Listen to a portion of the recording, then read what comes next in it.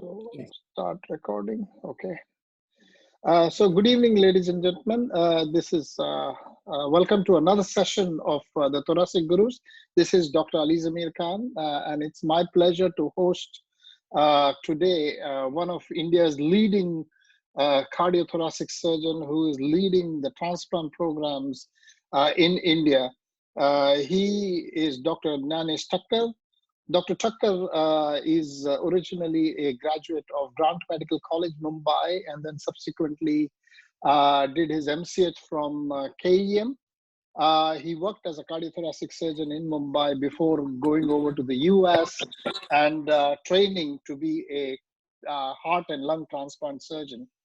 He was a faculty at his parent hospital, doing the largest number of heart and lung transplants in that area. And then he decided that this expertise needs to be offered to a third world country like India. So he came back actually from the US and started heart and lung transplant in India.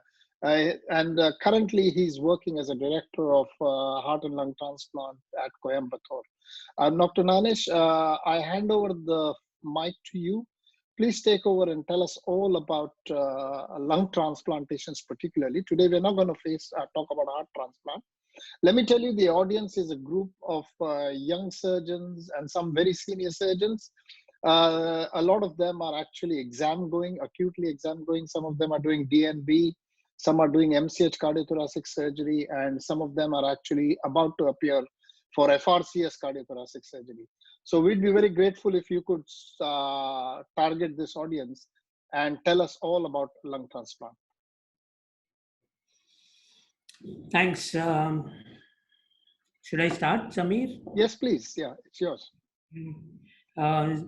First of all, my teachers, respected teachers, colleagues, and young friends, I'm deeply thankful and grateful to Dr. Zamir Ali Khan and Dr. Iramat for giving me this opportunity to share with you my thoughts on lung transplantation and my experience. There is a small correction. I am not at Global Hospital in Mumbai. I am at KMCH Hospital in Coimbatore. Yeah. Like Zamir has said, I've done my MCH from KM Hospital. Then for 2 years, I was an advanced fellow from 2005 to 2007 at University of Pittsburgh, Pennsylvania. Then I was a full faculty at Temple University for 2 years from 2007 to 2009. And then was re-recruited back at the University of Pittsburgh in 2009 and from 2009 to 2011 when I came back to India. This is Dr. Yoshi Toyoda. He's my friend, also my mentor. I learned everything I know about heart and lung transplantation, procurement, and recipient surgery from him. And this is Dr. Bragg G. Hattler, who was also my mentor, from whom I learned many, many things. Most important thing I learned from him was not to cut corners. I was lucky that I was his first assistant when he operated as a fellow, when he operated on Henry Ford Jr.'s wife, Kathleen Ford, for a double lung transplant. This is Dr. Norman SHUMWAY. My first cousin passed away in 2003 from primary pulmonary hypertension with biventricular failure. At that time, there was no opportunity to do heart and lung transplant in India. So I had written to Dr. Bruce Wrights in 2004 if I could come as an observer to Stanford. And he invited me to spend the summer in 2004 at the Stanford University. It was there that I met Dr. SHUMWAY, who had done the first heart transplant in United States. Dr. SHUMWAY had one favorite sentence which he wrote, which is he has written in the introduction to Stanford Manual of Heart and Lung Transplant.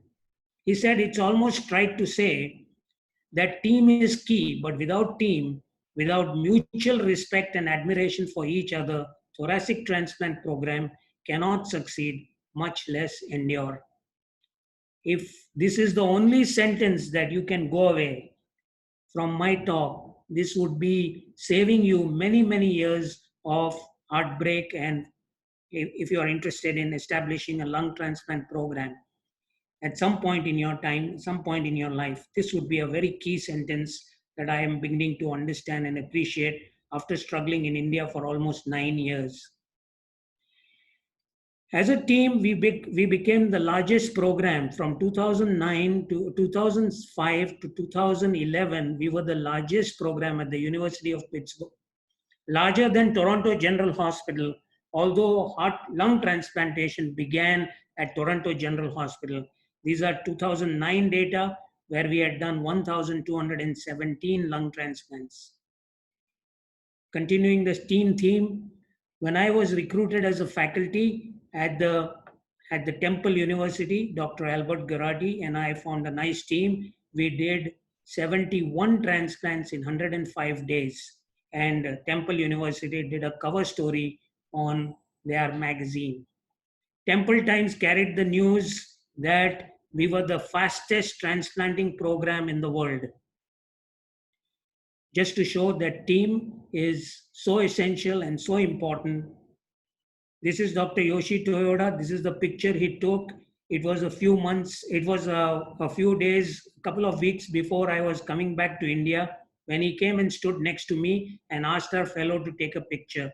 And then he presented me with a frame saying, "Thank you, my friend, Yoshi Toyoda." This is to just say that the mastermind which formed catapulted us to be the biggest program in the world. The total number of transplantations that are done in India, 201 on Indian patients and 57 on foreign patients. This excludes the 2020 data. This is when I came back to India on 1st April 2011. I was lucky that I could operate on the first Indian to get a successful lung transplantation in India. It came on Times of India, page 1, and at that time, there were not many donors in Maharashtra. There were 31 donors in 15 years. And at that time, the donation was escalating in Tamil Nadu, whereas in 5 years, there were 496 donors. And then I saw the Chief Minister of Maharashtra being shifted to Tamil Nadu, to Chennai for liver transplantation. Chennai was becoming the hub for transplantation, and Tamil Nadu organ donation was escalating. So I decided to go to Tamil Nadu for further rendering my service, whatever I could for this country. I was lucky that I could do the first minimally invasive lung transplant at Global Hospital in Chennai on a patient. And then from there, I went to Coimbatore, and I was lucky to do the first lung transplant successfully in Coimbatore also, which turned out to be the first lung transplant done successfully in a teaching hospital in whole of India. Just lucky to be at the right place at the right time. Lung transplantation is the most complex medical endeavor undertaken by man. This is from the UNO's website. I want to share with you a little bit of the history of lung transplant, Indian history, Coimbatore history, some of the most experienced centers in the world, who should be offered lung transplant, patient selection. I want to share with you how to evaluate a lung donor. What is the process of transplantation? Technique of lung transplantation. What is minimally invasive lung transplantation?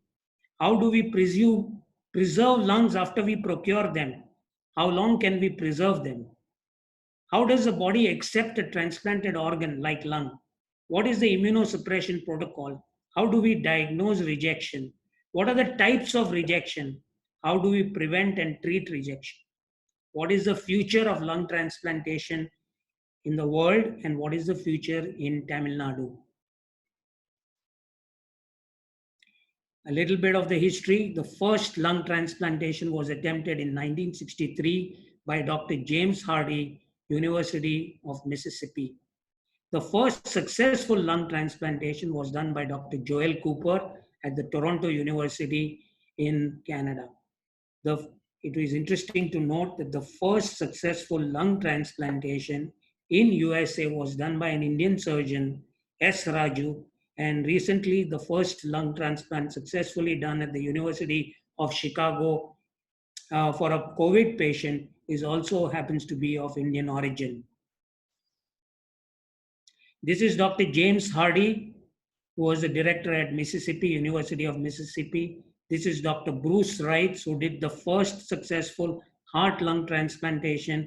You can see that it was done in 1981. This is Dr. Joel Cooper, who did the first successful lung transplantation in Toronto General Hospital in Canada. This was done in 1983, 2 years after lung transplantation. In India, the first lung transplantation was done by Dr. Madhu Shankar in Tamil Nadu. And I was lucky to do the first successful lung transplantation on an Indian patient on July 11, 2012. It happened to be her birthday. This was the news which was carried on page 1 of the Mumbai edition of Times of India. This is Jayashree Mehta, who is the first Indian to get a lung transplantation successfully in India. This is Dr. Zamir Udwadia, that is Dr. Jayashree's husband, and next to her is Jayashree's mother.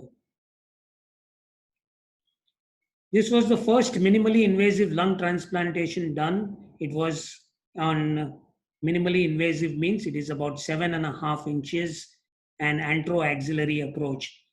It was in Hindu on the second page, and this is the patient who was from Kathmandu. His name was Mr. Raja Babusha. This is him going home on the day of discharge, which was the 17th post-op day. This is the first Indian lady to get lung transplantation by the minimally invasive technique, which is the antro-axillary approach. This is Ravi Tursiani, the first lung transplantation done successfully in a teaching hospital in whole of India. This is Dr. Ramanathan, who is conducting a press conference. This is Ravi and Dr. Ramanathan conducting a press conference. This is Ravi celebrating his first birthday. This is a young lady who came from Bombay to Coimbatore she was on 9 liters of oxygen. Her name is Farida Faizan Sheikh. She came. She was operated after 11 months. She waited patiently for a good donor, and Dr. Kantimati, who is the member secretary of government of Tamil Nadu, came to meet her. This is on the day her sutures were removed. This is Farida Faizan Sheikh going back to living her normal life as a mom, as a wife. I call her a BMW, as a beautiful Muslim woman. This is Farida Faizan Sheikh leaving the hospital.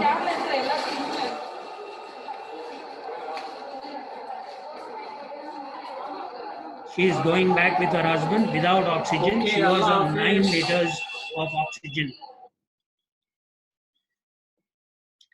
This is a question that every patient is going to ask.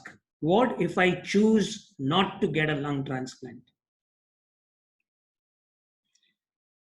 So I looked for a study which compares maximal medical treatment, comparing it with lung transplantation. This study is published in 2003 in Journal of Thoracic and Cardiovascular Surgery. The authors took 46 patients. 28 of them got lung transplantation, 16 died waiting for the transplant, and 2 are still waiting for a transplant. You can see in this graph that all those who died, they died within 1 year. Those who got a transplant, there was 50% survival at 5 years, and there was 40% survival at 10 years. The authors concluded that lung transplantation reduced the risk of death by 75%.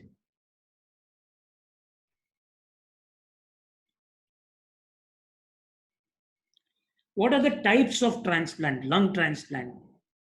There are two words. They are elementary, but sometimes they cause confusion. Orthotopic is when the original organ is removed and a new organ is transplanted.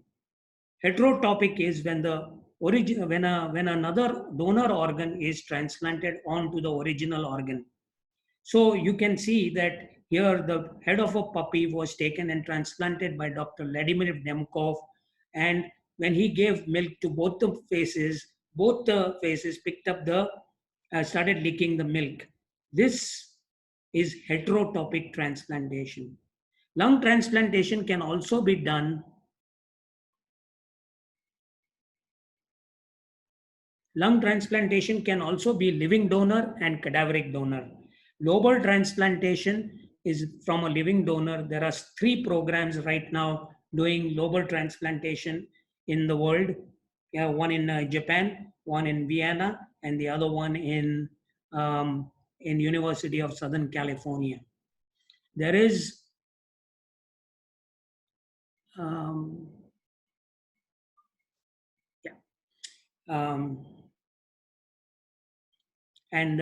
the other is cadaveric donor transplantation. The donor, which is the cadaveric donor, may be brain dead donor or they may be after cardiac death. In India right now, we have not yet done a single cardiac death donor. I don't think it is in synchrony with the conscience of our country, but we have done now quite a few brain dead donors. How does lung transplantation differ from heart or any other organ? Lung transplantation is the only organ which has got a window. What does that mean? When the patient has an indication for lung transplantation according to the international guidelines, the patient remains steady for a period of time and he gradually keeps on deteriorating because the disease is progressive. Then he may have an exacerbation and he may deteriorate very rapidly and land up on the ventilator.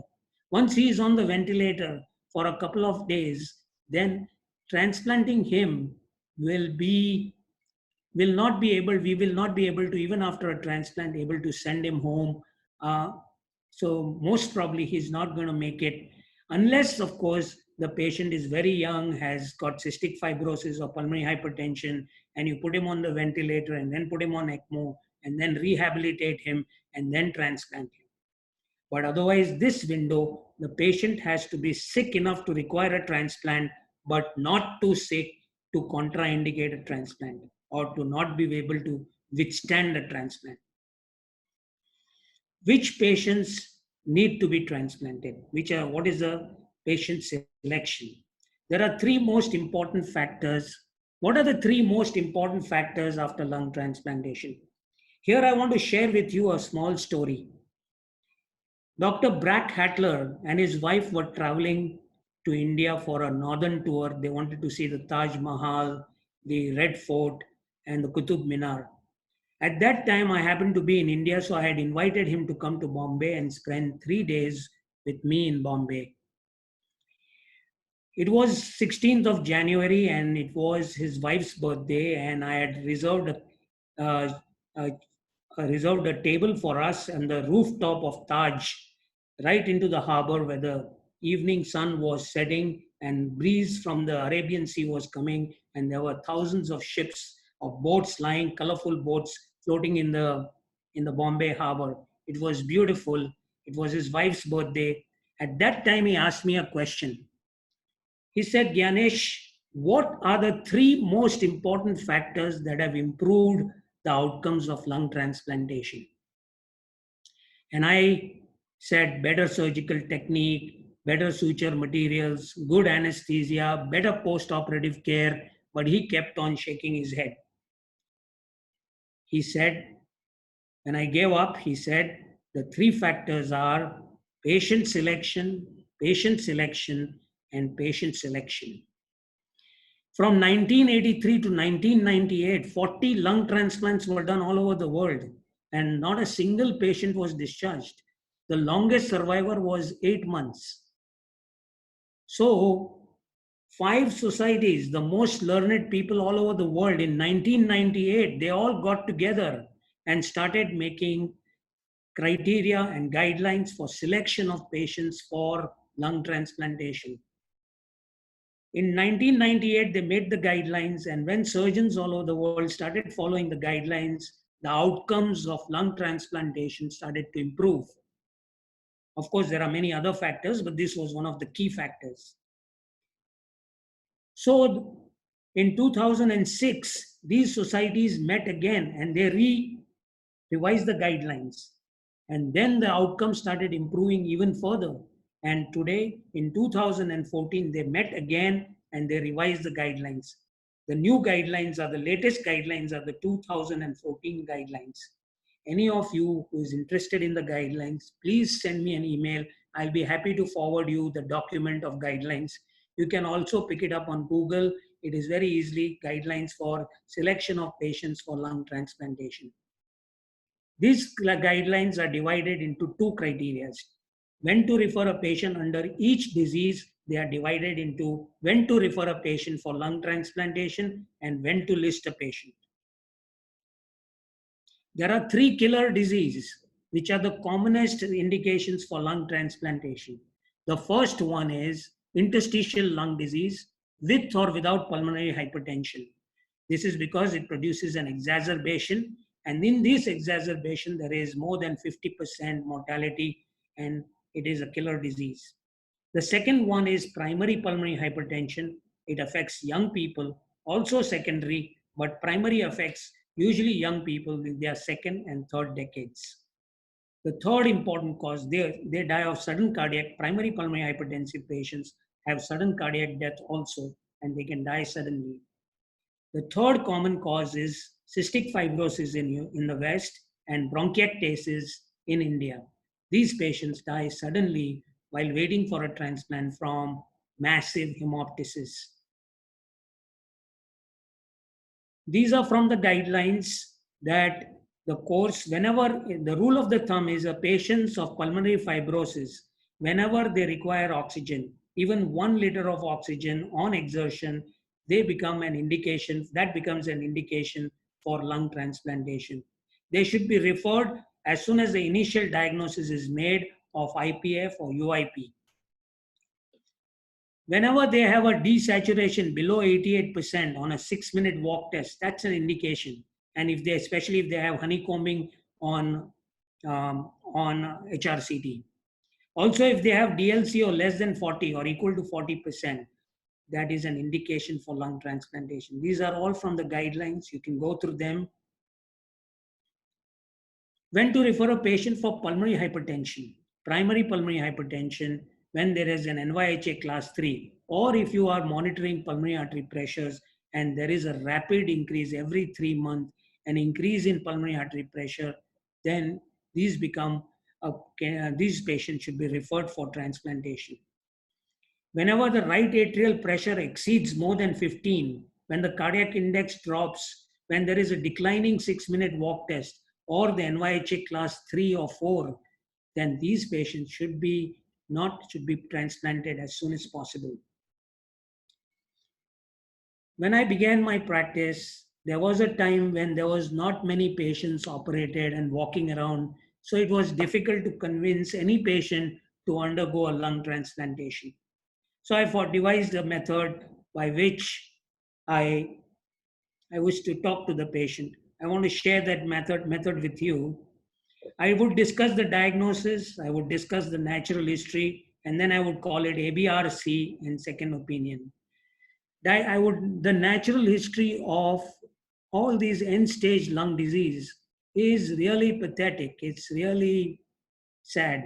These patients will continue to increase as the disease progresses to require more and more oxygen. And then they will require home non-invasive ventilation. They will continue to desaturate even on no non-invasive ventilation, and they will land up in the ICU.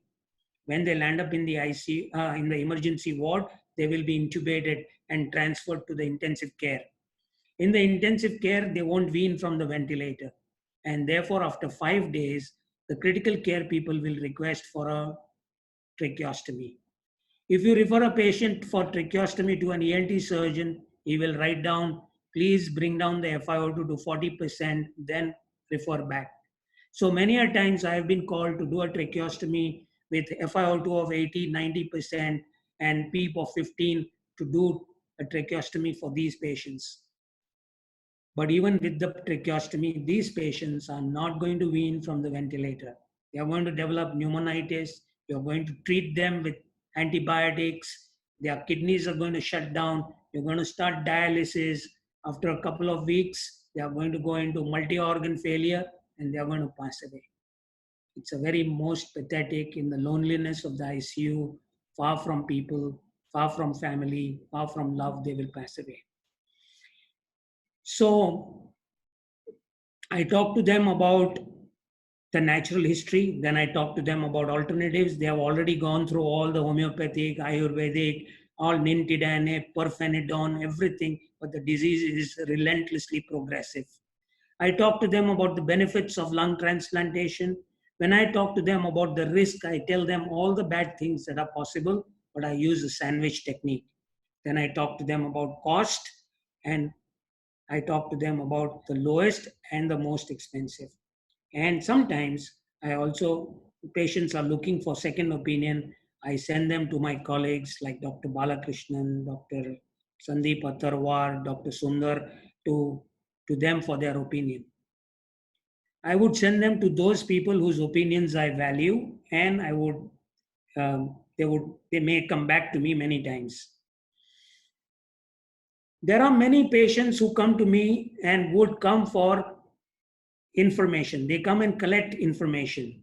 They would pay for my consultation, but they would take no action. No decision is a default decision, and the default decision in these patients is death. I would keep following them up, but most of the time, they would, when I would call them, I would come to know that they have all passed away. I look upon, when I talk to them, it's not that I'm trying to sell them something. I see them as a girl standing on the second floor in a building which is on fire. And I am trying my best to ask them to jump. But since the programs are not established, they hesitate to jump. And therefore, many of them die waiting for a transplant or without a transplant. Should we do a single lung transplant or should we do a double lung transplant? There are some definite indications for double lung transplant, like pulmonary hypertension, bronchiectasis. For pulmonary fibrosis, I one day asked at the University of Pittsburgh, our statistician, to break up less than 60, 60 to 65, 66 to 70, more than 70, and 75, and to give me a 1 year, 5 year, 3 year, 5 year breakup. This is not published data. But this slide helps me to understand that as older the patient, the more you should opt for a single lung transplantation. What is the process of transplantation? The process begins with donor evaluation. I evaluate the donor by 4 criteria. I look at the X-ray to rule out any gross pathology. Then there is what is known as a O2 challenge. Little bit of infiltrates on the X-ray chest does not exclude the donor. You shouldn't turn down the donor just because there are some infiltrates on the X-ray or some atelectasis. That's not the reason to decline the donor. Then we do an O2 challenge. When we put the patient, put the patient on FiO2 of 100%, PaO2 of 30, PEEP of 5, and tidal volume of 10 ml per kilogram. And we look and do a blood gas after 5 minutes. At that time, we see if the PaO2 is more than 300 and the PF ratio is more than 300, then that means the lungs are oxygenating well. Then I do a bronchoscopy and see that there is no injury and no infection. And then we open the chest of the patient, of the donor, and inspect the lungs to see that all the segments of the lungs are expanding well. There is no palpable nodule and there is no contusion. Then the most important, according to me, the most crucial thing is size mismatch. There are several formulas like this one, the Cleveland Clinic formula, and then there is a European Society formula. But all these formulas you apply them. We applied them for various patients. We would sit down, calculate, but somehow the total lung capacity of the recipient is not always perfect and accurate. And therefore, you will be surprised that there is a gross mismatch in size when you bring the lungs back. So what I've decided to do is to use my right brain and estimate the judge by measuring the X-rays, looking at the lateral view, the frontal view of the donor and the recipient. Of course, there is no lateral view of the donor, so we just look at the frontal view and use your right brain and some simple measurements from the apex to the diaphragm and from one end of the chest to the other, and then decide on the chest size. There is no ideal donor. Ideal donor would be less than 45 years of age, PF ratio greater than 350, smoking history, never smoked, and X-ray chest clear and bronchoscopy clear. But such a donor does not exist. So we have what is called the standard criterion donor. They are less than 55 years old, PF ratio greater than 300, smoking pack years of less than 20, chest X-ray is clear, and bronchoscopy is not showing any purulence.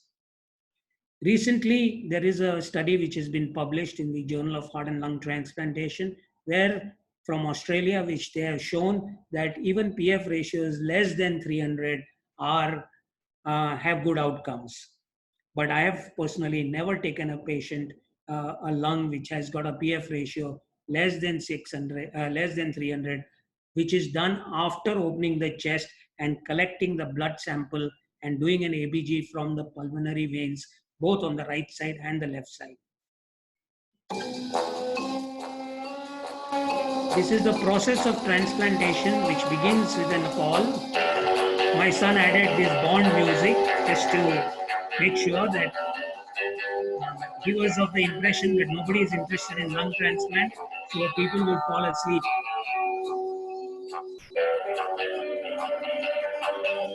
This is the plane arrival at the donor city. Then you go to the donor hospital, you go to them, arriving at the donor hospital, going to the donor operating room.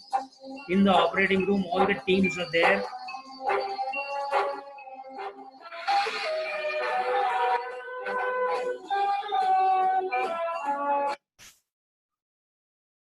The incision in the donor is from suprasternal notch to the pubic symphysis. First, all the teams, the heart, the lung, the liver, all teams evaluate the organs. Usually I finish evaluating the organs, as I have said, by inspection and palpation. If everything looks good and we are going ahead with the transplant, I step out and give space to the liver team to finish their dissection. When they finish their dissection, I go ahead and do the dissection, and the details of the dissection I would like to share with you, but maybe this is not the right place, but anybody is interested, I would be happy to have a new session on operative techniques on procurement, donor surgery, and recipient surgery. So what I do is separate out the aorta and the pulmonary artery, dissect out the SVC and the azygous vein, loop the IVC, and dissect and loop the trachea. And then once the dissection is over, we all give heparin, and then we begin the dissection, cross-clamp the aorta, and procure the lungs. The lungs are then taken, the perfusion is done with Perfodex and the lungs, that I'll come to you in a little while. This is the incision for the recipient surgery, which is clamshell, and this is the incision for minimally invasive lung transplantation, that is 7.5 inches. This is Raja Babu Shah, who was the first to get a lung transplantation. He's on the second post-op day. He's doing physiotherapy. This is on post-op day 3. You can see the chest tubes are out and he is walking. This is at Global Hospital, Chennai.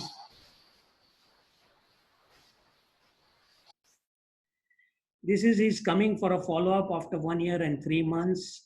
That is his son, who is an ophthalmic surgeon. This is Raja Babu Shah with Dr. Vijil. There are three basic anastomosis to be done: bronchial anastomosis, for which I use 3-0-proline on an SH needle, pulmonary artery anastomosis with 5-0, and pulmonary venous anastomosis with 4-0. This is a drawing done by Yoshi of bronchial anastomosis, pulmonary arterial anastomosis, left atrial anastomosis. This is the incision, anteroaxillary or the minimally invasive incision. You can see the exposure is excellent.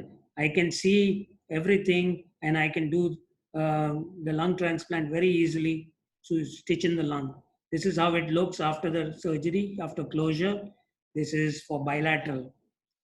This is what I wanted to share with you, that we preserve the lung by perfusing antigrade Perfodex solution with prostaglandin even 500 micrograms of alprostadil in the first infusion along with nitroglycerin.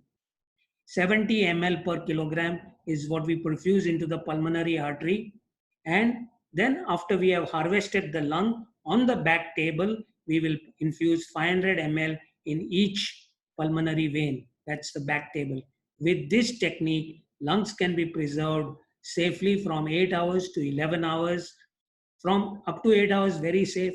8 to 11, it is almost safe.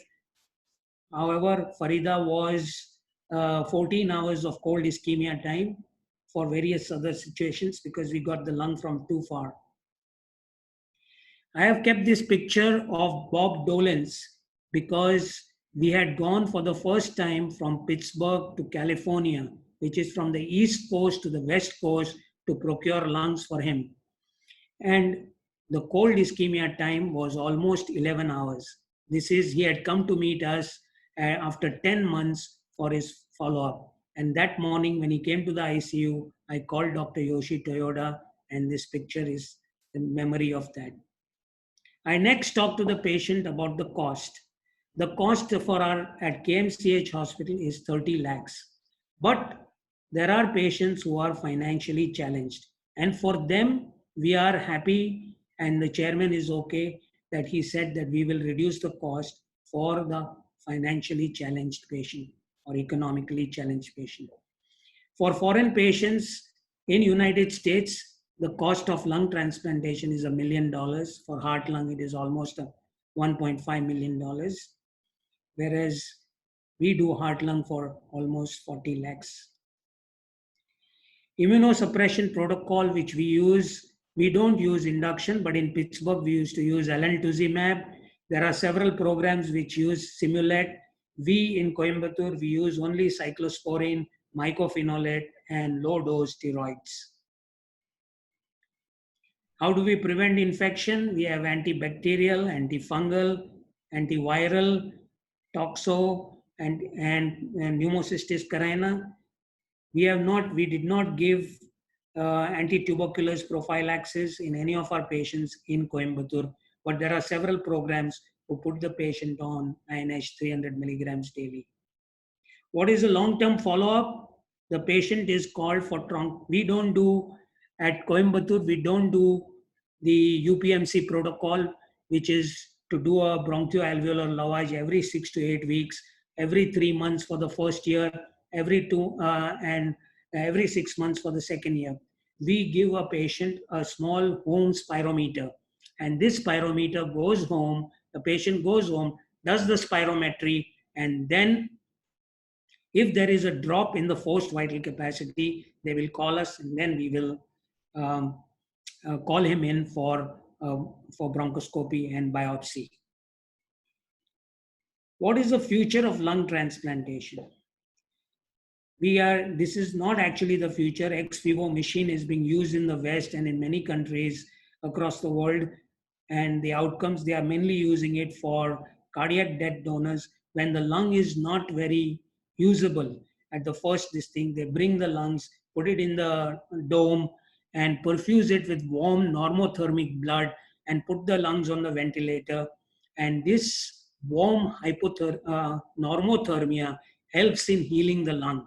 They can treat the infection and they can help the lung water to be removed, and slowly the lung improves in its function the oxygenation improves, and then these lungs can be transplanted.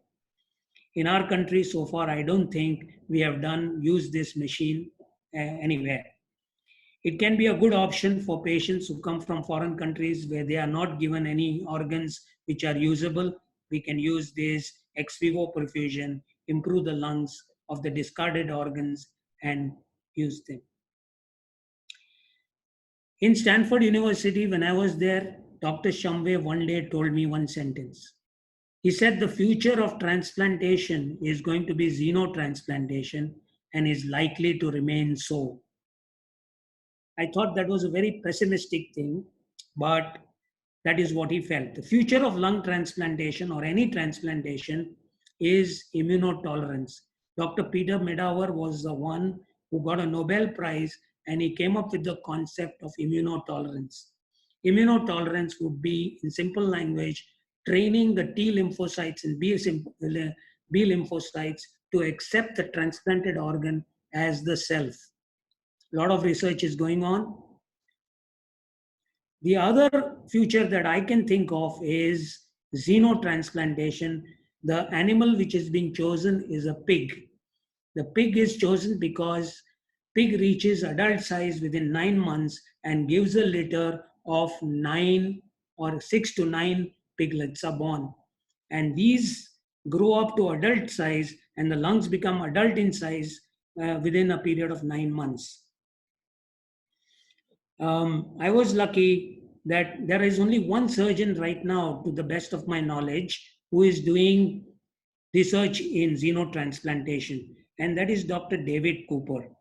This is Dr. David Cooper. He's at the University of Pittsburgh, and I was lucky to be with him for 6 years to do all his experiments in xenotransplantation. What I used to do was take out the heart from the pig, and we used to implant it into a baboon heterotopically in the abdomen. And then we used to follow up with all the immunosuppression drugs, and this was the research in which I assisted him for 6 years. We found initially that the moment we put the pig heart into a baboon, the heart would remain like a meatball and undergo a hyperacute rejection. That is because the endothelium of the pig has got a galactosamine molecule. It's called the GAL molecule by the researchers. Now this GAL molecule the baboon has got, like the human, all innate antibodies, and these antibodies cause hyperacute rejection and the heart doesn't function. So what Dr. Cooper did was he made a genetic splicing of that gene, and now these are called GAL knockout pigs. And then he found that there was when he reimplanted the patient, there was vast disseminated intravascular coagulation and thrombosis occurring into the baboon's body. And therefore, he then went ahead and spliced the complement from the endothelium from the genome of the pig. The whole research is aimed by Dr. Cooper to make the genome of the pig similar to the human genome. I think that they have already started using these GAL knockout and complement knocked out pigs for islet cell and for treatment of diabetes by using islet cells from the pancreas and implanting them into patients. Dr. Cooper gifted me this book, which I have stitched with velvet cover with my own hands and with Proline. And this is what he wrote, the 5 words which whenever I feel diffident, when I feel loss of confidence, I see these 5 words written over there: in admiration for your surgical skills. Because we did more than 20 experiments, not a single extra stitch I had to take on the anastomosis, and not a single animal died. What is the future of lung transplantation in India or in Tamil Nadu? OI Medical College, in my vision, I see helicopters on these hospitals when thoracic organ transplantation starts flourishing. There will be helipads on most transplant programs. There will be airlines going out and procuring organs from far off places. And if ex vivo comes, we will be able to procure organs from neighboring countries also. There is right now not a single organ procurement organization in our country. If the government and the private people get into a partnership program and develop an organ procurement organization, that would facilitate organ donation and organ procurement in a big way and improve the outcomes by generating better organs for our patients. This is an example of an organ procurement organization at Pittsburgh. It is called CORE, Center of Organ Recovery and Education. This is the one at Philadelphia. It's called Gift of Life. I'm sure that in the next decade, there are going to be more than 100 transplants. Right now, there are 5 programs, but I'm sure in the next decade, there are going to be at least 100 transplants all over the country. And there might be surely organ procurement organizations like in the US. Early in my practice, I saw one young lady, her name was Sagar, and she was she was 18 years and had pulmonary fibrosis. She was economically challenged. She used to live in a Jhoppadpatti. And I began to think that even if I do a transplant for her, she's not going to survive for 1 year in that Jhoppadpatti, and not with now that COVID is on the scene. We can ever expect these people to survive for 1 year.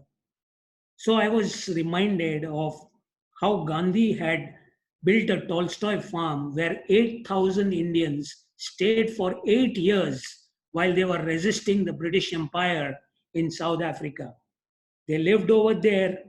Similarly, it is my belief that those patients who are being supported by the government may be given a town transplant township may be made, and these patients can be given housing facilities where they have clean air, clean water, and electricity to survive and to begin their life and to begin a second chance at life once again. This is what I believe, that we will need a transplantation township for the economically challenged. Otherwise, transplantation will remain an option only for the rich.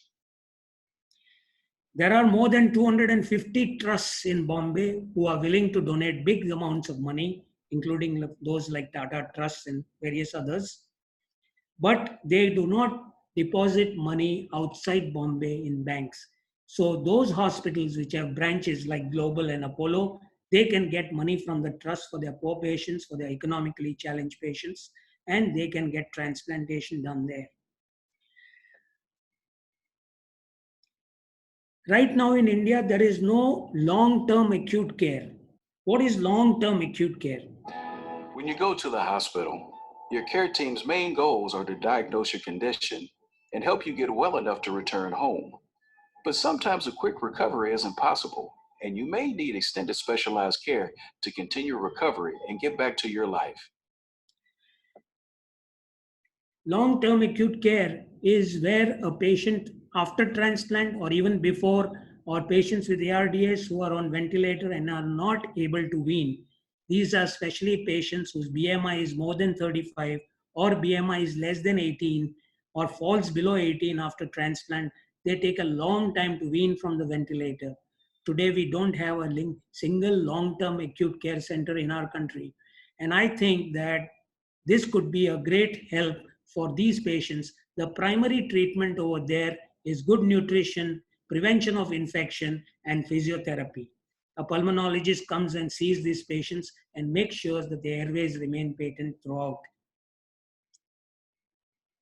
To summarize the overview, lung transplantation is more complex in operation. The post-operative care is much more complex. The surgery is complex. The donor surgery is complex, more complex than a heart or heart-lung transplantation. It's the only organ which has got a transplant window.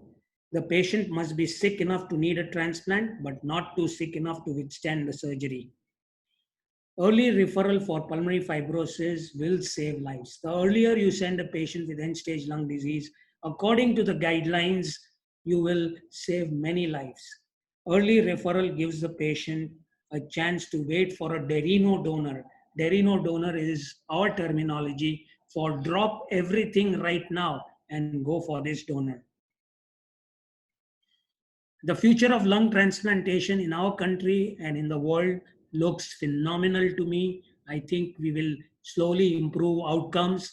Right now, the median survival is nothing compared to heart transplantation, but with persistence, we will able to achieve almost near heart. Xenotransplantation may come to stay in the next decade. It's possible, and if it does, it will be a game changer. It will make transplantation from an elective into an elective operation from an emergency operation.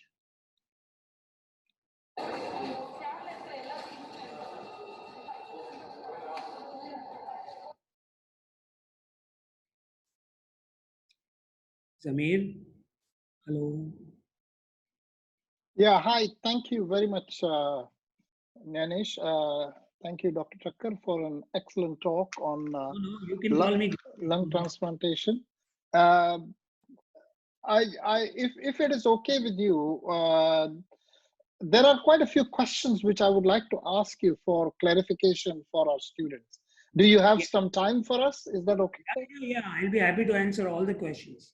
Okay, I know I asked you to sort of concise everything and make it sort of compact for our students, because a lot of them, lung transplantation for them is one of the super specialties which probably they'll never see in their lives.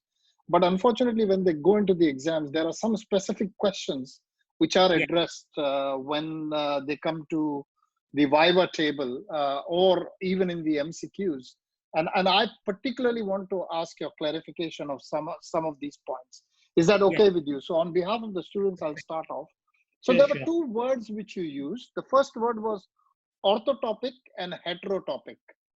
Yes. What is the role of these two words in lung transplant? Has there been any concept of heterotopic being done in the world in lung transplant? Or is it all orthotopic? No. Lung transplantation is primarily orthotopic. There is no heterotopic reported. Heterotopic is only heart transplant has been done heterotopic. Yeah, and they do piggyback and things like that. Yeah. All kidney transplants are all heterotopic. Okay. So all lung transplants are orthotopic. Now, some of the points which I'm making are for clarity for the students. So don't mind if it's a repetition, but it's specifically for the students to put it into their brains when they go and do the MCQ. So all lung transplants are orthotopic. There is no concept of heterotopic lung transplant. And that's a very important point which you must register when you are going ahead in your practice. The second question comes to you is when you go to choose a donor, you said there are two types of deaths. One is called as brain death, and the second one is called as cardiac death. And in your talk, you said cardiac death is not ethically acceptable in our country. Could you just clarify what exactly you mean by cardiac death?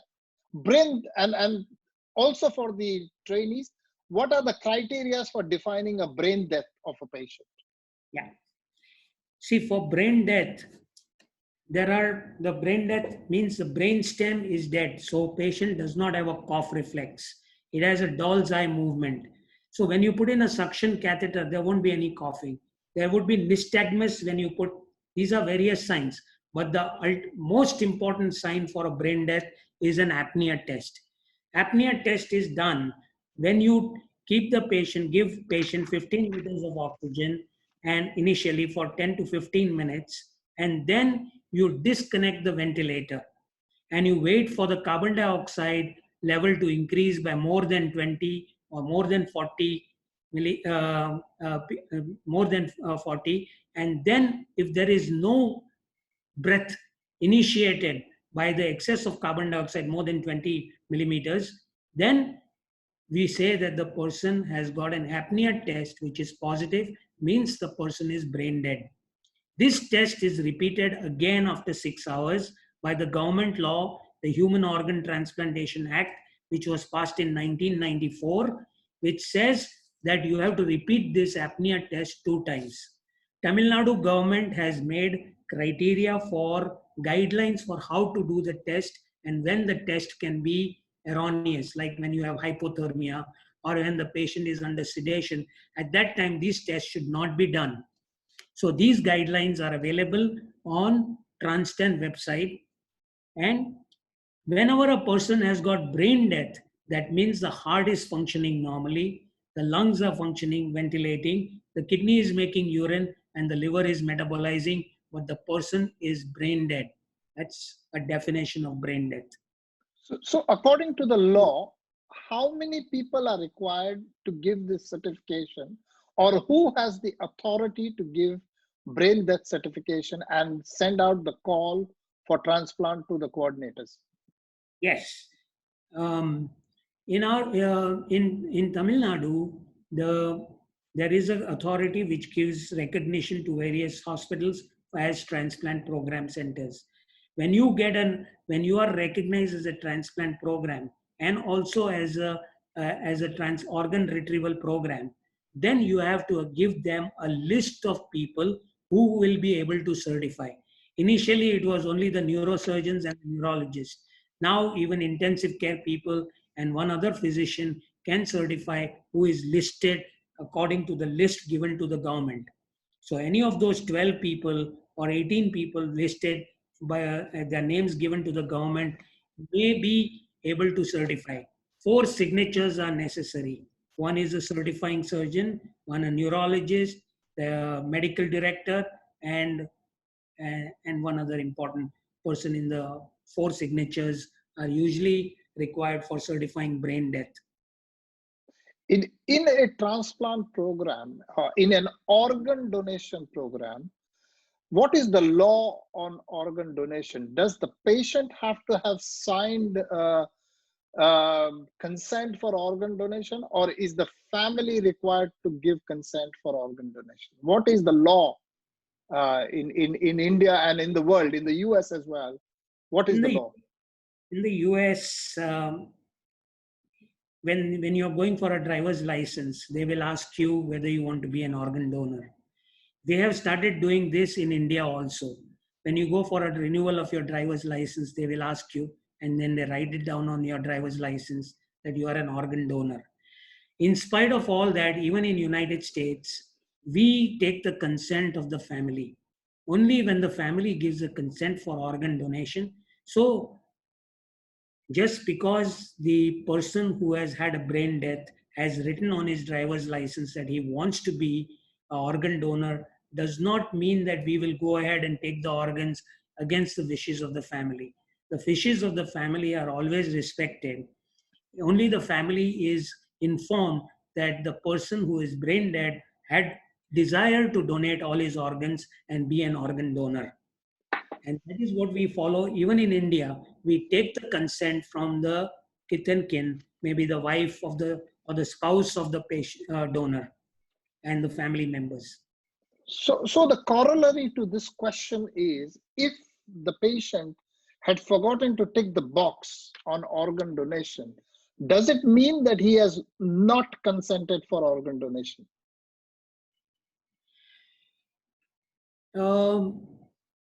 Yeah, that means he has not specified that he wants to be an organ donor. But again, even if he had specified, the consent of the near ones, the family members, is going to be taken by of course, the surgeons or anyone concerned with the transplant team cannot approach the family of the donor. It is mainly done by the transplant coordinators. So the transplant coordinator will first convey to the family that their loved one is no more. Then they will wait for a period of time, let this fact percolate into their minds, and let them emotionally get stable after this.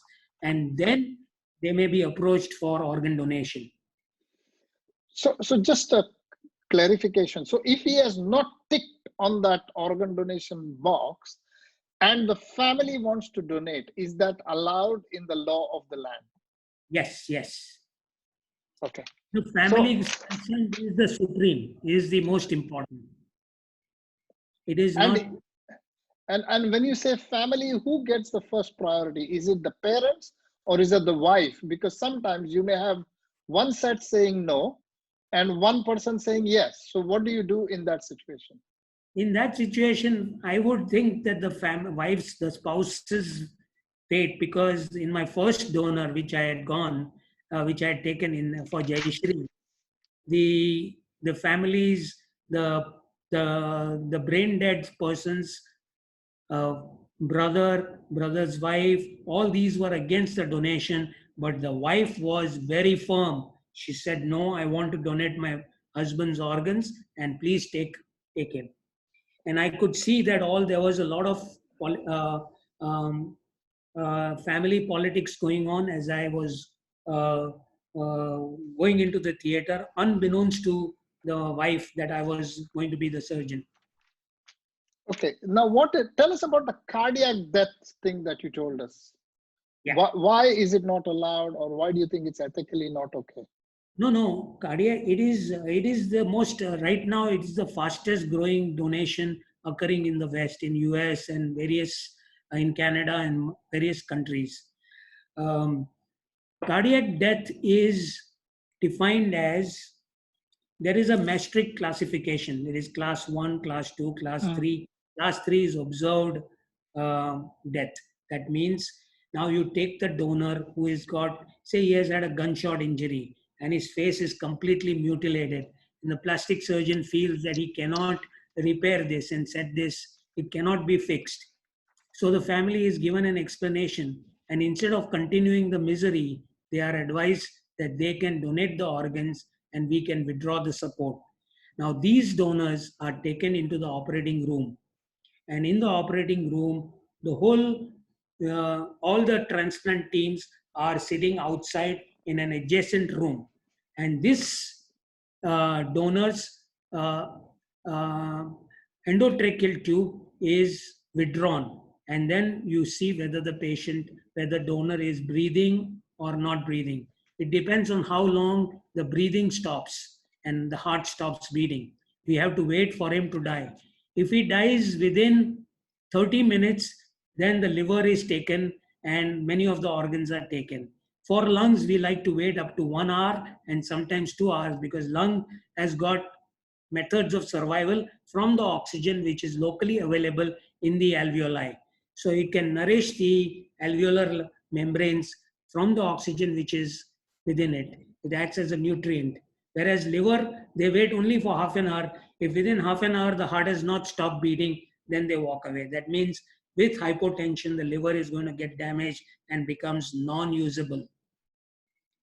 Whereas Okay, lung can wait up to 1 hour, some programs even wait up to 2 hours. Okay, so continuing with the donor questions, I mean, and put the patient on pump. Okay, continuing with the donor questions, I'll ask the recipients a bit later. So when you get into theater to do retrieval of a lung, Yes. is the strategy different when you are going to be retrieving it as a block, heart-lung block? And is the strategy different when you're going to be retrieving as heart separate, lung separate? When we are retrieving lung, my strategy, when you are taking lungs, the first thing I do is we have to take out the heart. Then you can take out the lungs. When you are not doing when you want to take it out as a block, you don't remove the heart, you don't separate it. You begin directly as if you're procuring the lungs. So heart lung comes out as a block. I did not mention in my talk the details about the steps of the operation, which I can mention right now. What we do is we do a median sternotomy. The dissection, which is the first thing we do, is we evaluate the lungs. How do we evaluate the lungs? We open the pleura. We drop the lungs. We ask the anesthetist to drop the lung. We put the hand behind, lift up the lung and ask the anesthetist to inflate. So we can inspect the lungs on your hand as it is outside, coming out of the sternotomy. You can see all the segments are well expanded. The lung is pink. And then you collapse the lung and you palpate the lung for any nodule, any contusion or hematoma or anything that you find which is abnormal. So you make sure that there is no emphysematous changes if he is a smoker, or no nodule if he is an older patient, older donor. This you do on first on the left side, then on the right side, you go to the opposite side, and then do the right side evaluation. And once you are convinced that the lung and the oxygenation is all good, all segments are expanding well, you have to send a message to the recipient team that you are going to go ahead with the transplant. Now, I step out of the away from the donor because there is always less space. The liver teams are very big, so they are doing the dissection. I give them time, and when they are about to finish or in their last 10 minutes, I would, if I have scrubbed out, I will scrub in again. If I have not scrubbed out, I am standing over there. I will then start my dissection. First thing I do is I separate out the aorta and the pulmonary artery and loop the aorta and retract it towards the left chest. We've been trained to do this dissection completely single-handed.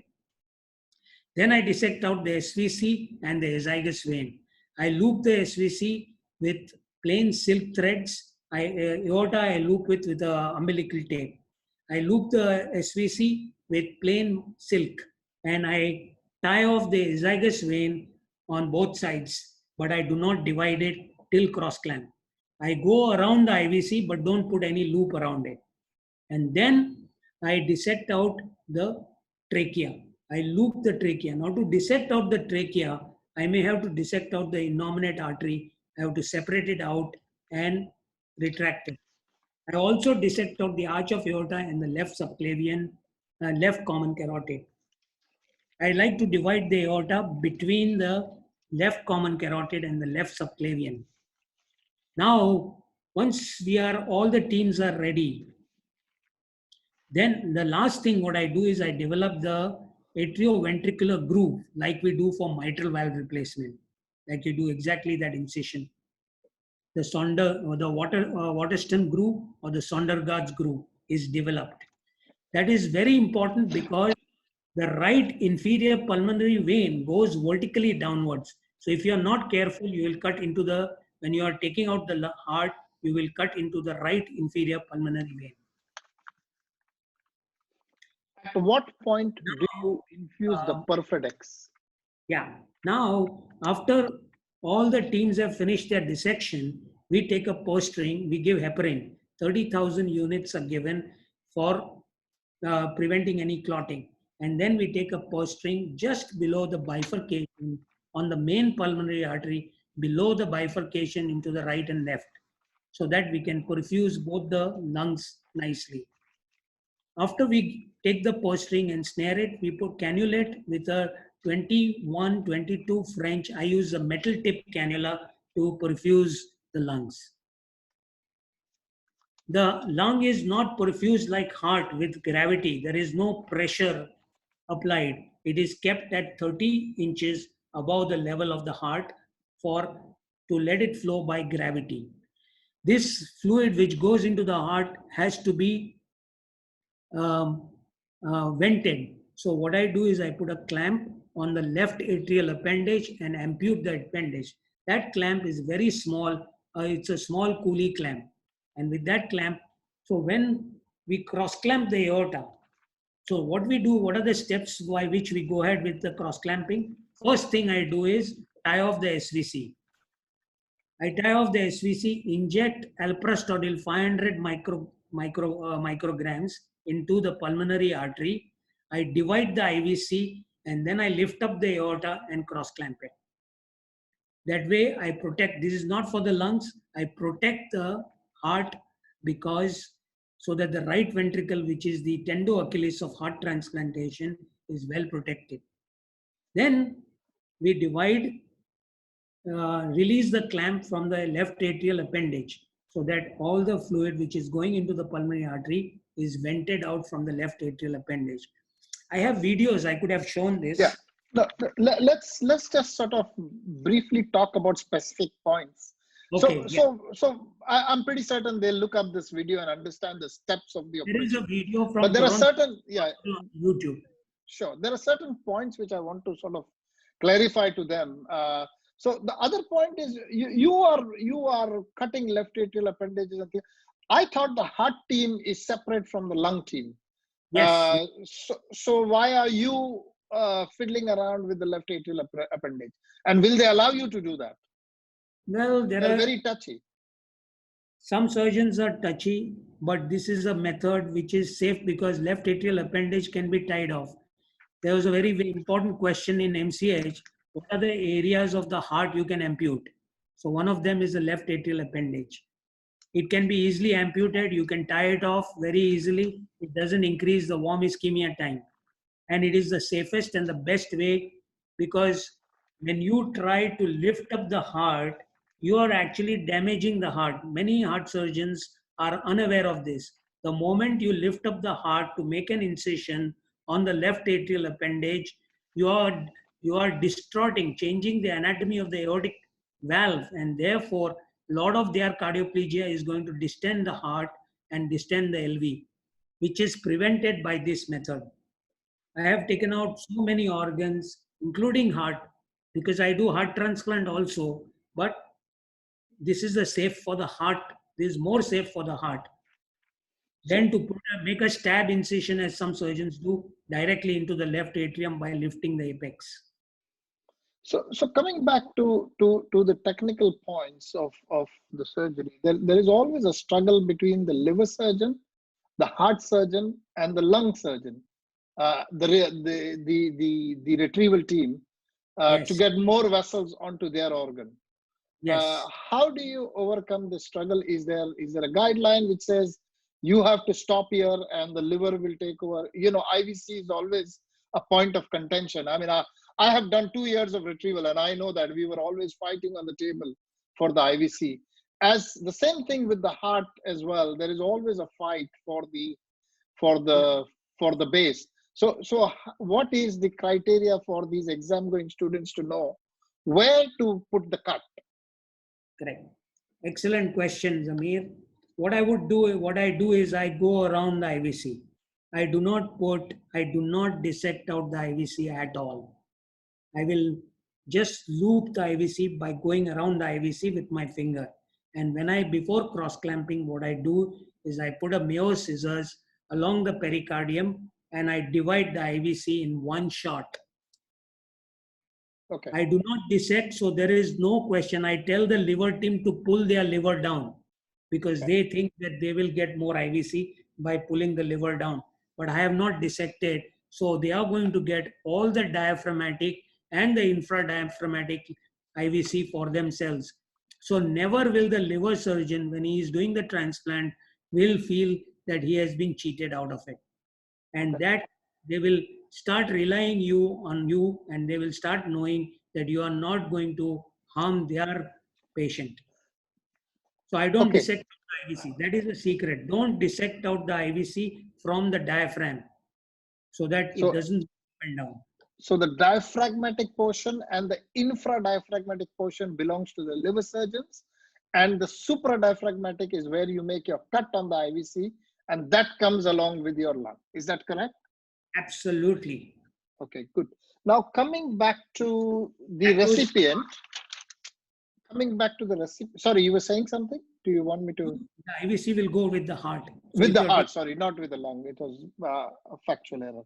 So coming back to selection of a recipient, you said that the selection is the most important thing in lung transplantation. And there are 3 points that you clearly mentioned for the students. One is interstitial lung disease with pulmonary hypertension. Number 2 is cystic fibrosis.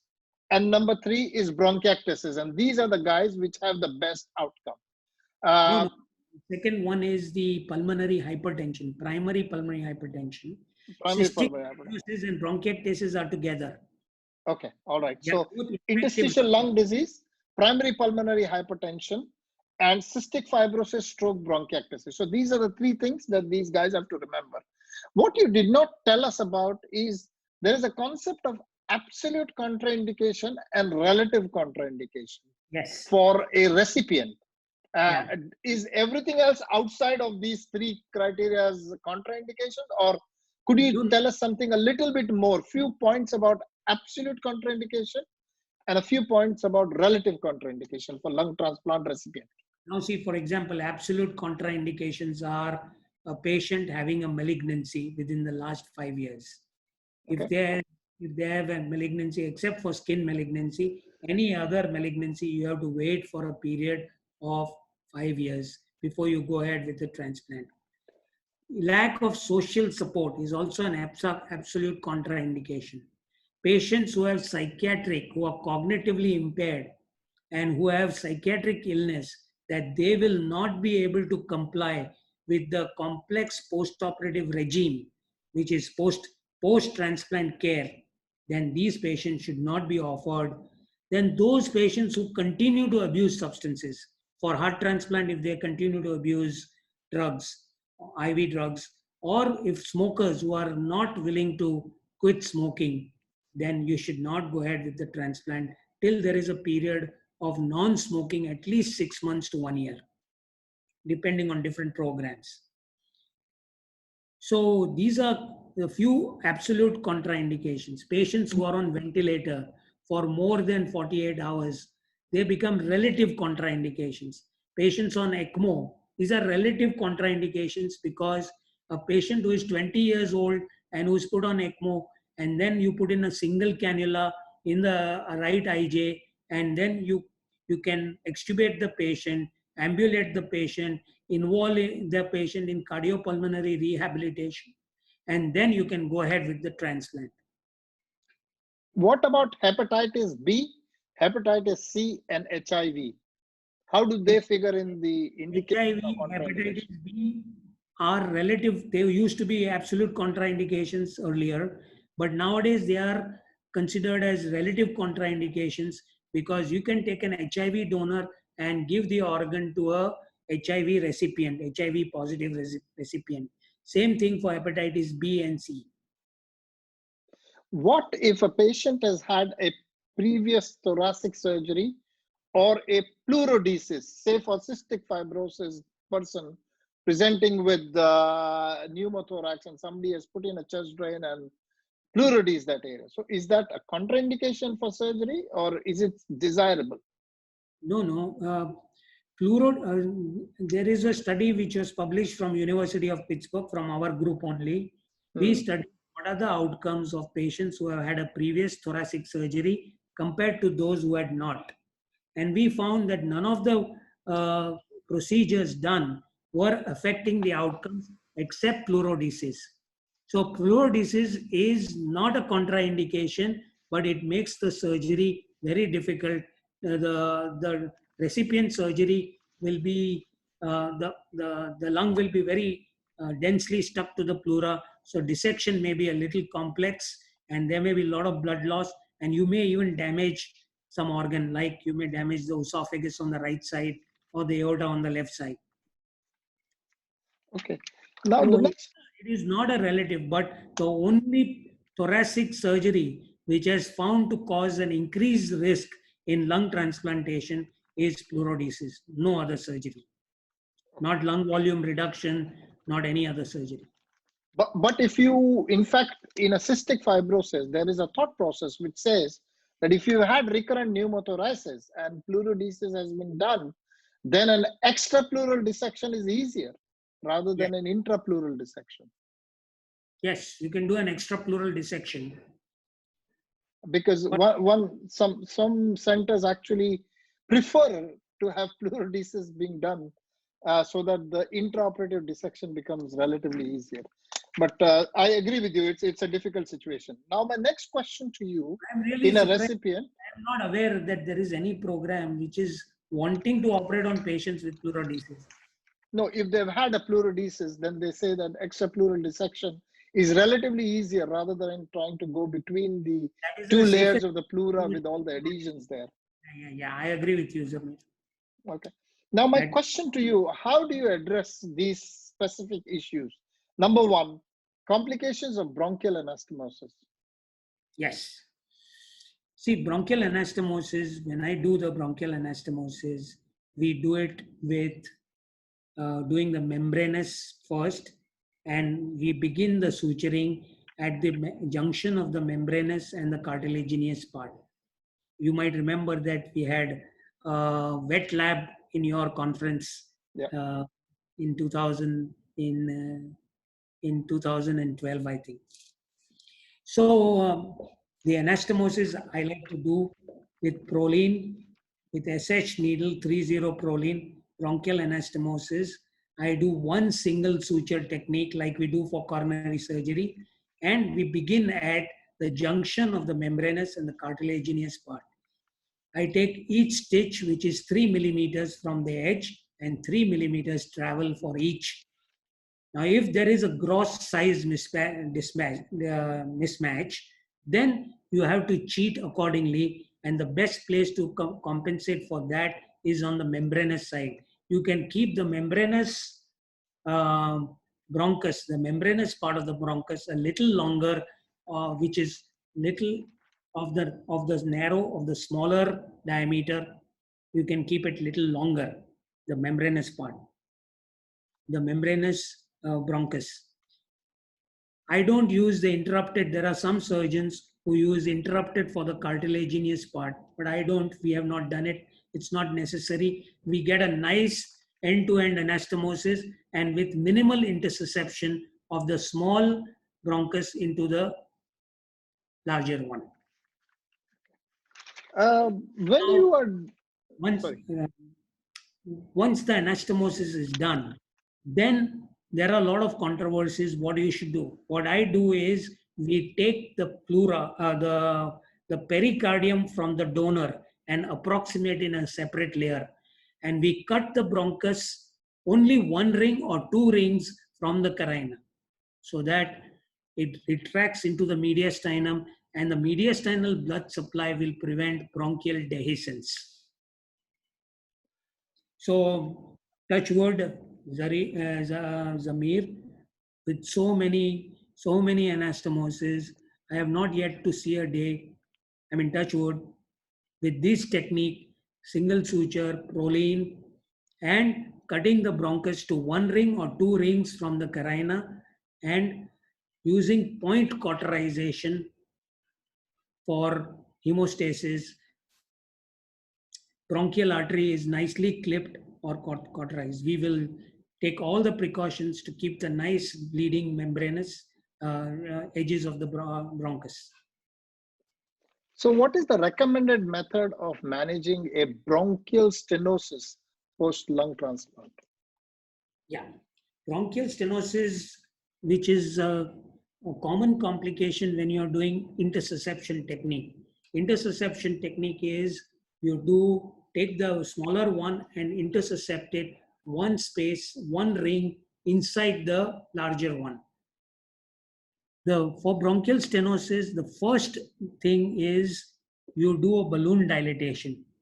If balloon dilatation brings about a recoil and brings about further stenosis once again, then you put in a stent. Stents are 2 types. You can have a retractable stent, metal stent, or you can have a covered stent. That's a separate topic, really. Yeah, sure. I'm sorry, I'm picking your brains. No. I'm talking on behalf of my students. That's why I want to make sure that some of the messages do go across. With what little time we have, we should try and get them these messages. The other thing is, can you use V-lock sutures? Nowadays, there is this new suture, which I use for sleeve lobectomies and things, which is like it's got a fish hook on it, and as you pull it, you cannot pull it back. It does not come back. So you don't have to tie a knot on it. So in a transplant situation, is there any evidence that V-lock sutures work? Or is it something new that nobody has looked at? No, I have not heard anybody mention it. I don't know if anybody is doing it. Okay. All right, not to worry. We'll look into, I'll try and find out some information about it for the students. When you're doing the lung transplantation, it is called relock. V for violin, V-lock. So when you are doing lung transplantation, do you go on cardiopulmonary bypass, or do you heparinize? And if not, why not? Excellent questions. Excellent. See, I do not go on cardiopulmonary bypass primarily. There are three things. You have three choices. One is beating heart surgery. The second one is doing it on ECMO. And the third one is on cardiopulmonary bypass. Now, when you have severe pulmonary hypertension and you think that by clamping the pulmonary artery for your anastomosis, it is going to tear or it is going to cause damage to the artery, then the best way is to decompress it by using cardiopulmonary bypass. You institute cardiopulmonary bypass by cannulating the aorta and putting a double lumen cannula into the right atrium. And you go and pump, you decompress the pulmonary artery, and you go ahead and clamp it. That is cardiopulmonary bypass. Okay. You can do, some surgeons do routinely now on ECMO so that they can continue post-operatively on ECMO so that they don't have to worry about managing primary graft dysfunction. I prefer not to do it on ECMO unless there is an emergency or you are not able to just go ahead. So far, that has not happened. Whenever I need, I would go on cardiopulmonary bypass. But most of my surgery, if there is no pulmonary artery hypertension, I like to do it on beating heart. When the patient has got PH, what I do is at the induction, I start 0.125 microgram per kilogram of milrinone and 20 to 40 parts million of nitric oxide and try to bring down the pulmonary artery pressure. If the pulmonary artery pressure comes down below 50, then I go ahead and do the beating heart surgery. So I prefer. Now to answer your other question, do I give heparin? The answer is no. I don't give heparin when I clamp the pulmonary artery. I do not give heparin when I clamp the left atrium. That is because there is some amount of residual heparin which is remaining in the mucosa, in the organ, even after which was given at the time of the donor. And we have never given heparin for any of our patients, and we have never had a single stroke or from the left atrium or any intravascular coagulation because we give retrograde perfusion also. So all the clots. So does your strategy change? That question is no. Okay. So no does your strategy change when you are doing a single lung versus a double lung transplant in terms of vascular or bronchial anastomosis or use of cardiopulmonary bypass? My strategy for single lung and double lung is the same. The incision is the same. There are many surgeons who do posterolateral thoracotomy for doing a single lung transplantation, and they do clamshell routinely for, I do anteroaxillary approach for both, for single lung as well as double lung. What is the advantage? The advantage is that if at any point of time, when you clamp the pulmonary artery, or the patient is not able to ventilate properly, or the patient's carbon dioxide has risen and he becomes acidotic, then you can easily institute cardiopulmonary bypass in supine position. If you are in the left lateral position, then it may not be so easy, especially if you are on the left lateral position. Then you have to cannulate, like we discussed. Once you have to cannulate the pulmonary artery and the descending aorta. Right side, no problem. You can cannulate the right atrium and the aorta. Okay.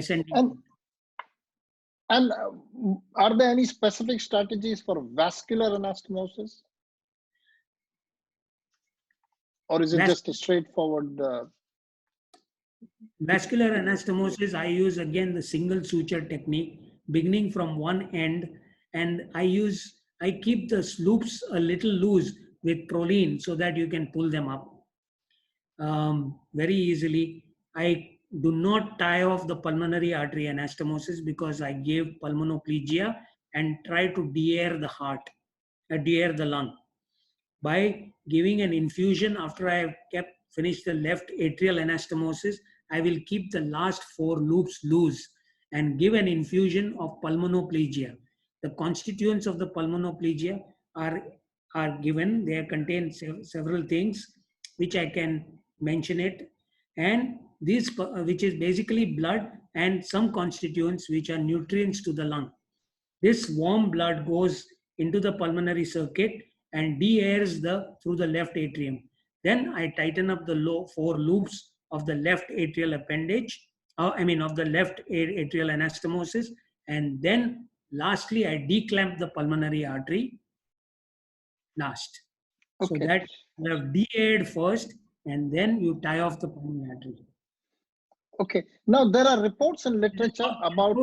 This is because you want controlled reperfusion of the lung. Sure, sure. So now there are reports in literature about torsion of the transplanted lung. A, have you ever faced it? And B, what is the strategy to prevent torsion and what to do if it has happened post-op? Excellent question. First thing is, it has not happened to me, but I have seen it happen to some surgeons because the patient was referred to me for this thing.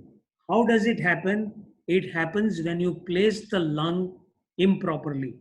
So what I do is you look at the apex and you look at the membranous part of the bronchus, and then you place the lung vertically downwards into the chest. If you don't take this precaution, then you can get torsion of the bronchial anastomosis. If there is a bronchial anastomosis torsion, and if it is causing any issues, then you can first either redo it if it is diagnosed immediately post-op, or you can then put a stent. What I had done is the pulmonologist who had this case, he showed it to me and he had put a stent over there. But of course, the patient was not thriving. Intermittently, the patient would come with pneumonitis. And I think the patient passed away after 1.5 years. Okay. All right. So my next question to you is, when you are taking out a lung from a donor and bringing it to a recipient, inherently you are causing denervation of the lung. So there are 3 nerves here which we are, so sort of 4 systems which we are worried about. One is the sympathetic, parasympathetic. Number 2 is the vagus, which is all part of the same system. And the third one, which is very important because you're using a lot of ice in that chest, is phrenic. So how do you deal with these situations and what are the potential problems that you could face? Just highlight for our students, please. Very important question, very important surgical point. Phrenic is to be guarded at all times, because if you damage the phrenic nerve, you will have lots of problems in weaning the patient post-operatively. So weaning the patient post-operatively is, how do we protect the phrenic? I protect it by, first of all, not touching it with any forceps, not using the cautery anywhere close to it, more than keep the cautery 1 centimeter away from the phrenic nerve. This phrenic is most likely to get damaged on the right side as it is very close to the hilum. So we take care of that. And then to prevent ice injury, we don't put ice directly onto the phrenic nerve. I put a gauze piece behind. In United States, we had a special pad, which was called a phrenic pad. And some programs are using what is known as a cold recirculation pad. So cold water flows into it. It's like a warming blanket. It's a cold cooling blanket. So there is a phrenic pad. Since we don't have a phrenic pad available in this country, what I do is I use a mop and I keep it, and whatever ice is to be placed over there, cold saline, and I keep a bullet suction over there so that the water which collects up does not obstruct my anastomosis while I'm doing the anastomosis. So I keep a small bullet suction on the diaphragm. Have you had to placate a diaphragm at any point? I had one patient who had this right phrenic nerve paralysis. But after 1.5 years, the diaphragm started to move. I had to wait for 1 year, and then we waited for another few months, because usually, according to the books and most thoughts, was that you go ahead and do the plication at the end of 1 year. This was my concept. But I thought, let me wait for 10-15 because there was slight movement coming. And then we waited for another 6 months, and slowly the diaphragm started to move. Okay. But I have And not yet dislocated the diaphragm so far after a transplant. I see. And are there reports of diaphragmatic pacing and things like that? Have you read anything like that? No, I have not read. I don't know if it is really useful, but of course, diaphragmatic pacing uh, was a very favorite topic of some of the surgeons, and especially for MCH examination. Yeah. I've never We've seen. actually done a talk on it last week, so these guys are quite switched on about that. Now, one more question is, We had how a do you class deal? for MCH, diaphragmatic pacing. Yeah, I know. It's an important topic. So how do you deal with oversizing on table? Your retrieval team has bought in the lung and it is too big for your patient. You're at the recipient end. You don't know the specimen has come into your hand and then suddenly it Yes. is bigger than what you need. How do you deal with that? Zamir, this is $1 million question. Thank you. Yes, it is the most important question, and it is the most important technical point in lung transplantation, because the chest cavity of a patient with pulmonary fibrosis is very small. The last patient I operated, the size of the chest cavity was from my fingertip to my thumb. It was such a small, and the lung was huge.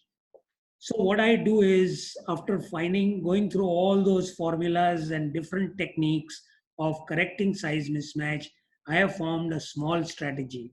The strategy which I use is, I place the lung as I should after preparing the hilum into the chest. I cannulate, as soon as I open the bronchus, I cannulate it with an endotracheal tube of size 7.5 and inflate the lung with a small sterile pediatric ambu bag and see how the lung is placed in the cavity. If the chest cavity is too small and the lung is too big, then what I do on the back table, I will do graft volume reduction.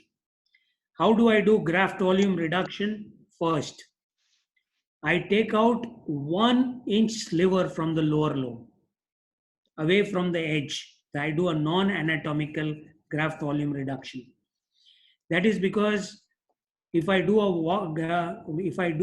anatomical lobectomy, like a middle lobectomy on the right side, then this would increase the warm ischemia time. So this, and then if I find that the lung needs still more reduction, then I will do a middle lobectomy for the right side, lingulectomy on the left side, and then if the lung is still big, then I'll ampute out the apex of the right lung or the left lung, same. So this is how I manage graft volume reduction. The other alternative is that if the lung size is too big, then you can leave the chest open for 48 hours and then take the patient back and see, either you do a washout, and if the lung has shrunk because as the water, and if you keep in the post-operative period, if you keep the lung dry, the size of the lung will reduce considerably, and then you may be able to close the chest. Or at that particular point also, you can do a graft volume reduction. So graft volume reduction is two types, anatomical and non-anatomical. I prefer non-anatomical to reduce the warm ischemia time. I hope my answers are making. Yeah, absolutely clear. Yeah, well, and I'm specifically asking these questions because these are the stuff that they get asked in the exam. To be honest, I know it, particularly in the FRCS. This is how the discussion goes. So the next topic which I want to ask you on. Sorry, is it okay? Are we okay for 10 minutes more or so? 5-10 minutes? No problems. Yeah, Are you okay with time? Yeah, I can answer questions all night. No, we won't go all night. Just another 5-10 minutes. Just one or two last questions, and then I'll ask some people from the floor to ask a few questions. So one question, I want you to give us some clarity on this next question.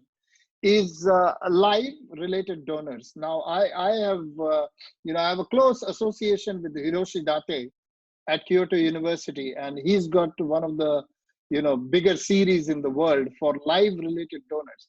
The reason why Japan does live related donors is because of the laws of the country, where organ donation is a big issue in a dead patient. So that is why they have gone down the route of live related donors, and they have excellent results. with live related donors. In fact, sometimes maybe better than cadaveric donor. You may not agree with that, but when you speak to the two, I have all his publications right here in front of absolutely. So why everything written by Hiroshi Date is with me. So why are you not looking at live related donors? Of course, it's a more complex procedure, but why is India not looking at live related donors? Why is the rest of the world not looking at live related donors? And of course, you need two donors rather than one donor. Bilateral, two lobectomies in two donors, which get transplanted. So tell us a little bit about live related donors. Excellent question again, Zamir. The live related donor begins with 3 surgeries, 3 operating rooms beginning together. You dissect out the lower lobe, the vessels, inferior pulmonary vein, the pulmonary artery in the fissure, and the bronchus. You dissect it out and keep it ready. And then when you are ready to divide it, you start perfusing it and you divide it and do a right lower lobectomy. This right lower lobectomy is going to be the right lung for the recipient. So you do a right pneumonectomy and then you take this right lower lobectomy from the donor, one donor, and you implant it into the recipient. Same thing. Nanesh, can I stop you for a second? Yeah. Somebody has noticed that your laptop is going to discharge. Please connect to the power source quickly so that we don't lose you. It's a very important point. Yes, very good. Yeah. Just quickly connect to the power source and then we can continue our discussion. Yes, yes. Thank you. It would be a shame to lose you in such an interesting conversation.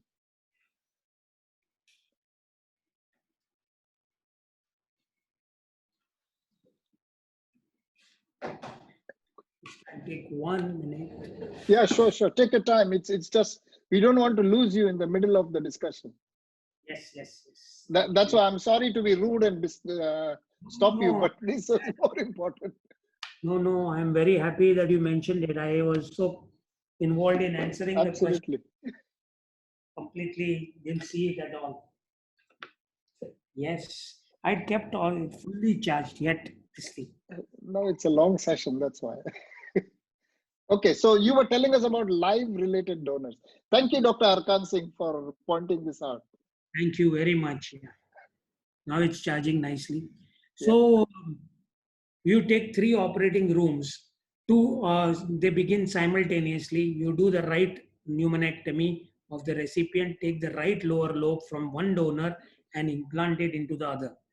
Then you take the left pneumonectomy and left lower lobe from the second donor and implant it into the recipient. Now this surgery is not being done, first of all, because first it is technically very demanding. Second, you need to spend a lot of time in counseling the family members to make this donation. But of course, 5 segments, when they are donated, they don't affect the quality of life as much because each donor will still have 15 segments and they are donating 5 segments, and 10 segments can be enough for a patient of pulmonary fibrosis or cystic fibrosis, as Hiroshi Date is doing in Japan. The outcomes are much better. The immunosuppression required is much less because the immune response is more violent. And I think, correct me if I'm wrong, there are several patients who are on monotherapy, just one single. And I think there are few patients, about 8 or 10 patients, which Hiroshi has reported, who are without any immunosuppression. And that is tremendous. I would love to do it. In fact, I was going to ask you the other day if you would be wanting, so we can form a team and we can do. You need a very accomplished thoracic surgeon to do. And like I said, see, Yoshi and I, when I joined in 2005, when I joined University of Pittsburgh, Yoshi and I we became like a mastermind. We were both fellows to begin with. Then after 6 months, he became a faculty, and 1 year later, he became the chief of the program. His career was skyrocketing. Yeah. Now, he and I formed a team, and the team was such that we became the largest program in 2005 in United States. In 2006, we became the largest in the world, and we continued to remain till 2011 when I came back, and he left also University of Pittsburgh for Temple University in 2011.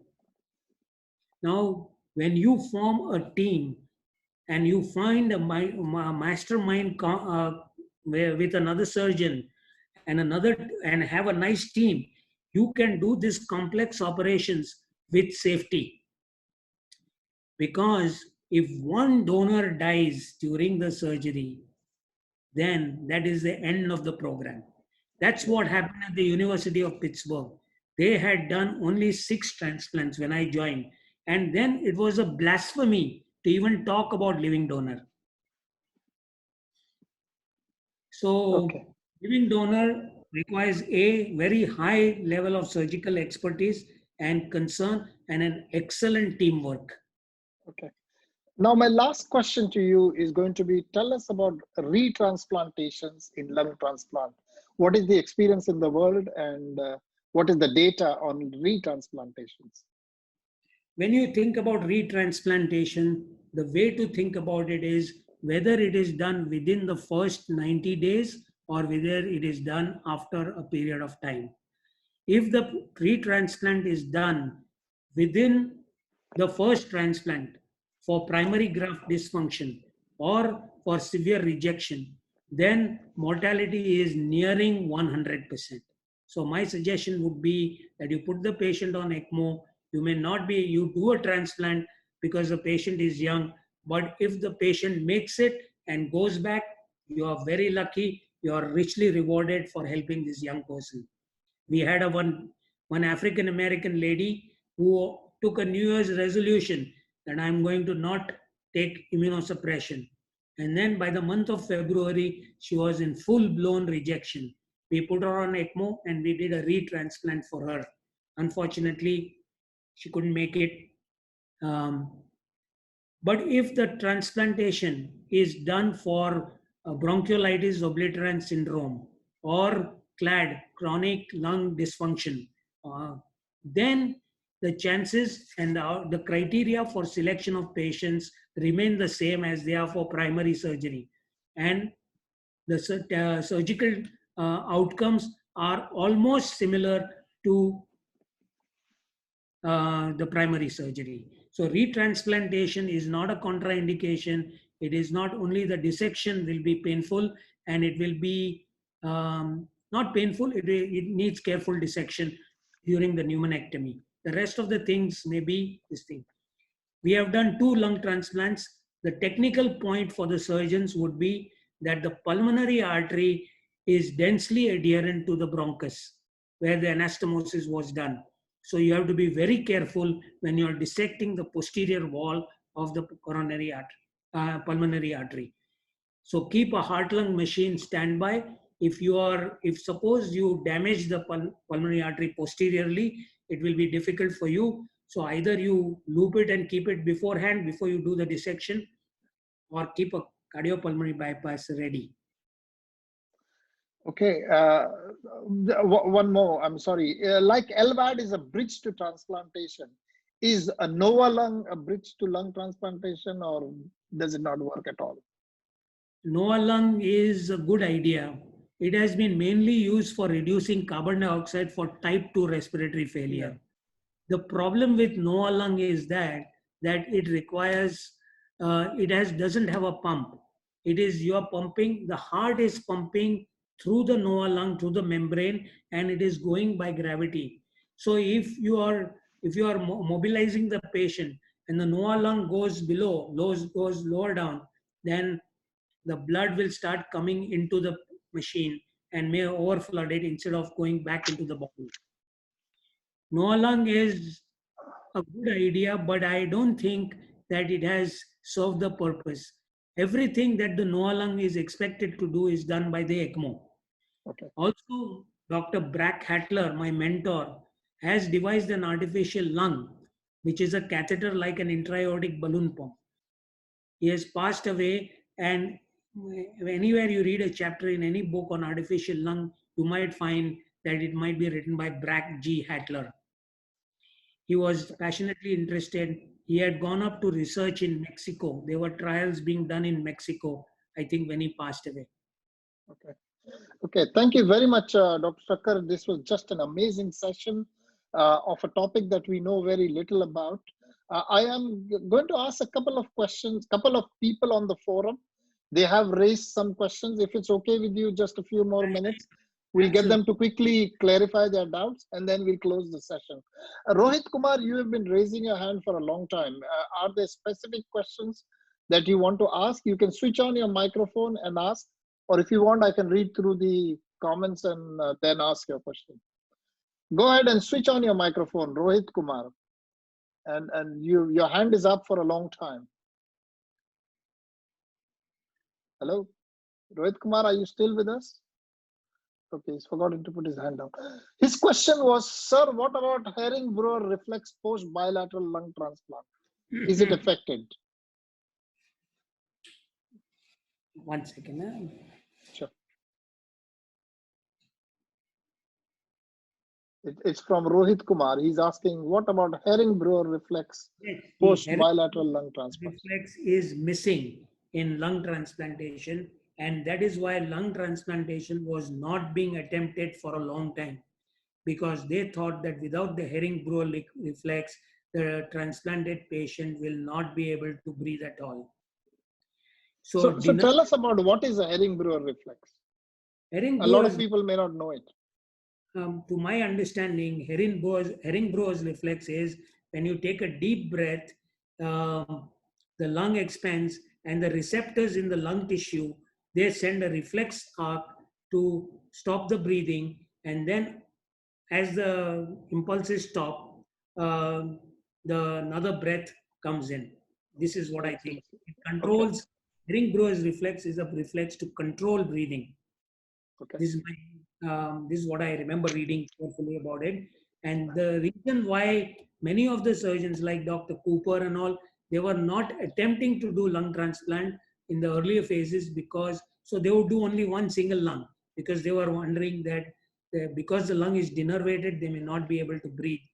Then slowly with animal experimentation, he found that Herring-Brewer's is not a problem in lung transplantation. And over a period of time, slowly the nerves get innervated, the vagus nerve and the other nerves get innervate the lungs. Okay. So Dr. Thacker, thank you very much. This has just been an absolutely fascinating session. We are coming to the 2-hour mark and I can see you're still raring to go. So we are quite clear that you live, breathe and die lung transplant, really. It is your life and it is your passion and it is so obvious. All these things, but I thought people may not be interested. So otherwise I would operative videos and everything for, I'd kept them for today. I thought we could do another session in future.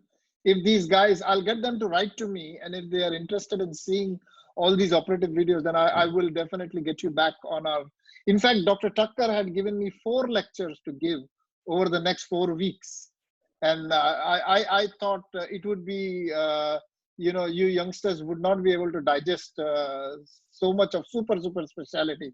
So we tried to put everything together in one lecture, but he's very kindly given us the time and he's dedicated to teaching. I promise you, I have known Dr. Thacker for the last 10, 12 years, and every time I've asked him to come and teach, he's just come in straight away without even asking a single question. And he's landed up in our programs. As he said, in 2012, we conducted a wet lab for bronchial anastomosis for our students, and then he's been lecturing regularly with us over the last many years. Thank you, Dr. Thacker. We thank you very much for your contribution to our teaching program, and we look